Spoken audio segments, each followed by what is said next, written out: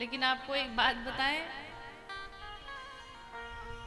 भगवान की कथा रूपी जो अमृत रूपी कथा है ये हम सभी को प्राप्त हो रही है, पर इसी में बहुत सारे ऐसे लोग हैं जिनका दुर्भाग्य है जो नहीं पहुंच पा रहे, या फिर बहुत सारे ऐसे लोग यहाँ बैठे भी होंगे जिनको कथा नहीं अच्छी लगती होगी। क्यों महाराज? का कथा दवाई है, और ये दवा कड़वी है बहुत। जिस प्रकार से एक बार दो चींटियां थी, तो एक चींटी रहती थी चीनी के ढेर में और दूसरी चींटी रहती थी नमक के ढेर में। दोनों सखियां थी। तो एक दिन जो शक्कर के ढेर में रहती थी वो नमक के ढेर में जो चींटी रहती थी उसके घर गई बुलाने पे।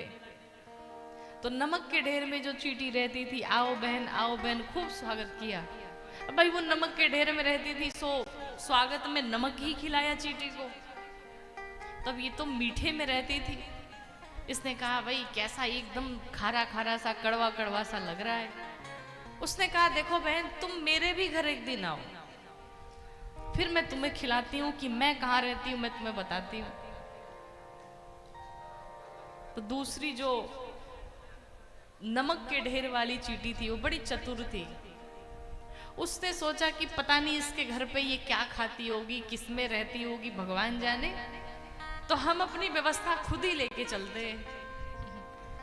तो उस नमक की ढेर वाली चींटी ने अपने मुंह में थोड़ा सा नमक भर लिया कि भूख भूख लगेगी, अगर अच्छा बढ़िया खाने को नहीं मिलेगा तो खा लेंगे, हम अपनी व्यवस्था लेके चले। तो जैसे ही जो शक्कर ढेर में जो चींटी रहती थी, जब उसके घर पे ये पहली वाली पहुंची तो ये बड़ी प्रसन्न हुई और इसने खाने के लिए क्या दिया? शक्कर दिया, मीठा खाने के लिए दिया।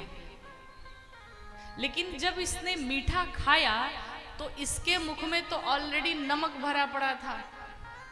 अब जब नमक भरा पड़ा था और ऊपर से इसने चीनी खाया तो चीनी का स्वाद ही न मिले, नमक और चीनी दोनों मिल गए, अब वो खारा खारा ही लगे। उसने कहा बहन तुमने क्या खिला दिया, मेरा तो मुंह खराब हो गया।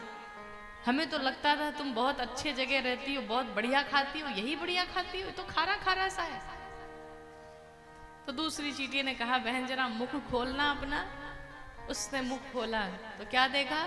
कहा तुमने तो पहले से ही नमक अपने मुख में भरा हुआ है, तो फिर मीठे इस चीनी का स्वाद कैसे मिलेगा?